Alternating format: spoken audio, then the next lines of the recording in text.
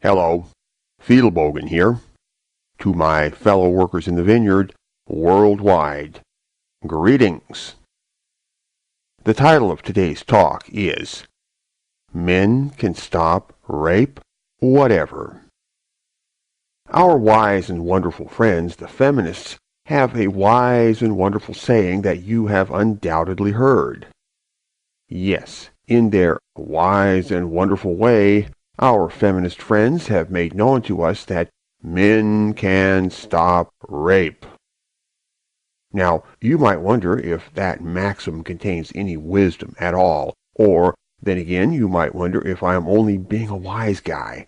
So watch closely. I am going to insert this wondersome wisdom into the bench vise of intellectual violence, cranking the jaws tighter and tighter until the specimen cracks open and parts fly out upon the floor. That way we can scrutinize them. You would remark nothing phallic in the manner of force applied to the task. Very well. Keeping hard logic on track in the spirit of rhetorical discipline, what does it really mean to say that men can stop rape? On the face of it, very little, and yet quite a lot. But here, let me break it down by stages, sparing no pains either to myself or to my audience. Everything in this examination turns upon two major points, or rather questions. First, who or what is men? And second, what does it mean to say that men can stop rape? I will address these points in order.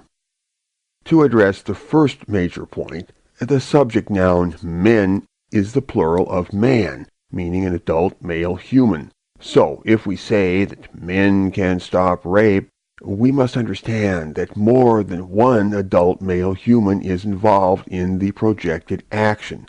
This plurality of male participation may be classified under a dual heading, men severally and men jointly.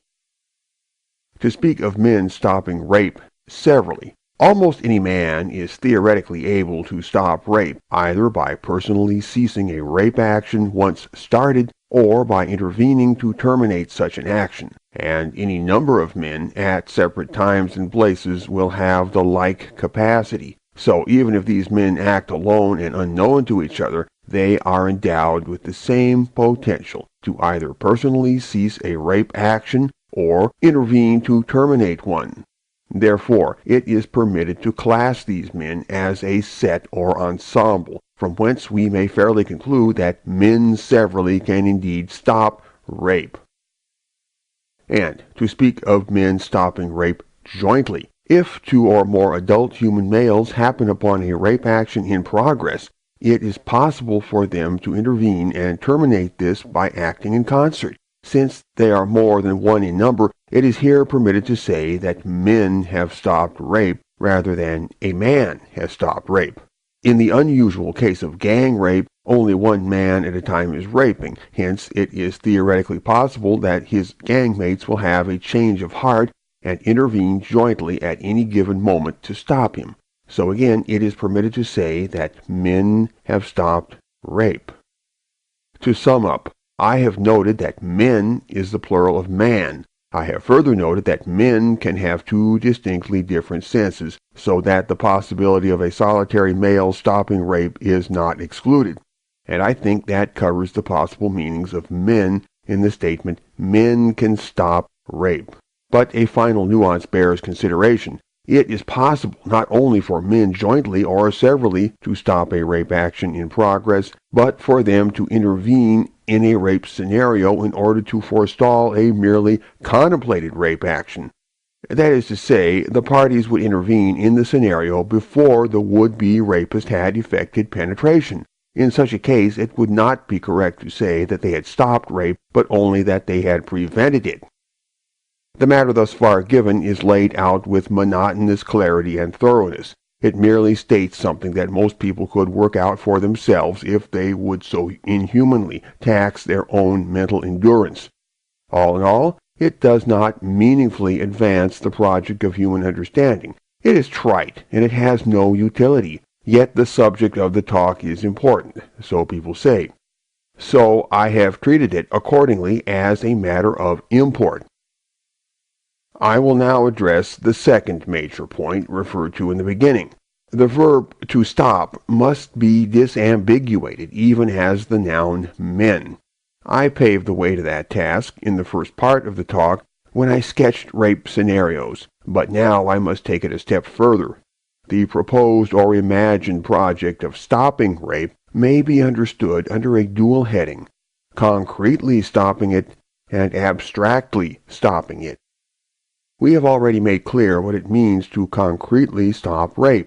It means to either personally desist in a rape action or to compel somebody else to so desist. We have also underscored the distinction between stopping rape and preventing rape. The talk can now move forward in the light of these understandings. So, to abstractly stop rape does not mean to stop a precise episode of rape, but to make rape vanish as an earthly phenomenon. Thus, to declare that men can stop rape could also mean that men acting jointly or severally can terminate the very existence of rape. But if you think for a minute, you will see that stopping rape in this globally existential way can only mean to prevent rape, any rape, from ever getting started in the first place. That is what it would take. So it is easy to see that if men are to make rape entirely stop existing on Earth, they must operate preventatively. Very well, how might they go about this? Briefly, in one or both of the two ways which follow. The first way, already touched upon, is that men would physically intervene to prevent rape from happening. Now, if this is to be effective toward ending the very existence of rape, one would need to mobilize enormous numbers of men for the task, and to organize these men for both patrolling and intelligence-gathering purposes, that is to say, spying. Effectively, you would need to create an anti-rape police state.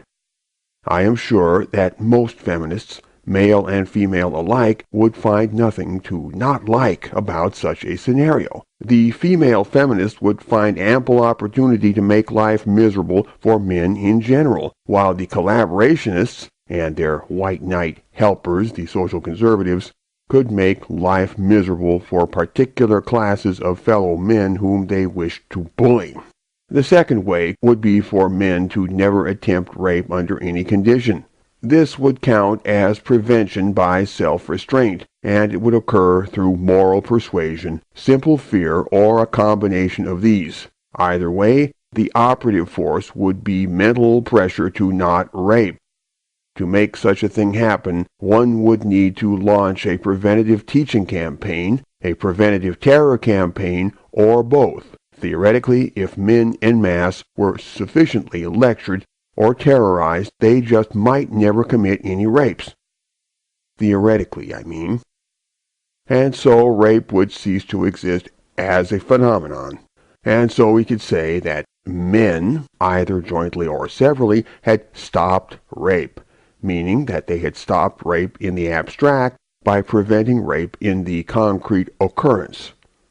Moral persuasion efforts are already underway, since anti-rape preaching and pedagogy, targeting the young especially, have been a great industry for many years. This can certainly be ramped up a lot more. As for the terror campaign, that was earlier sketched in part when we spoke of an anti-rape police apparatus. Another way to foment terror is to lubricate the criminal justice machinery with more innocent blood by making it easier to obtain rape convictions. Feminists similar to Catherine McKinnon are working hard, mostly behind the scenes where they can't be seen, to make this dream come true by securing the necessary innovations in the legal system. The beauty of this strategy is that even though it would punish a lot more actual rapists by locking up everybody who got hauled into court in the first place, it would be effective as terror even if none but the innocent were destroyed. Eventually, men would shun the company of women altogether for the sake of their own survival, so that, in theory, no women would get raped. Of course, this does not take male-on-male prison rape into account. But since the feminists don't care about that, I'm sure they'll be happy with the solution. As for the collaborationists and white knights, they won't care because they think that false rape conviction only happens to MRAs, proletarians, losers, and assorted goofballs. Very well. I think I have squeezed everything that you could ever hope to squeeze from the feminist wisdom that men can stop rape. Unless somebody can think of anything I missed. It is difficult to understand why they keep saying this, since what they are saying is either insignificant or morally grotesque. Fedelbogen. Out, out, out, out, out, out, out, out, out.